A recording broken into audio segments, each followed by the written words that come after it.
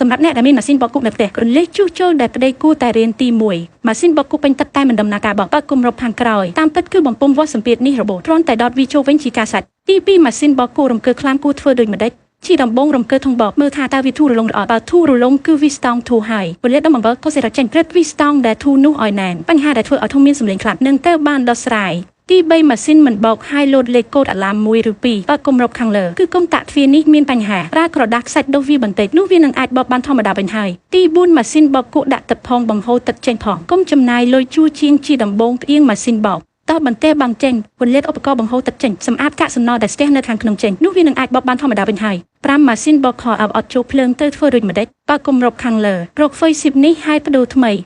គឺបានហើយ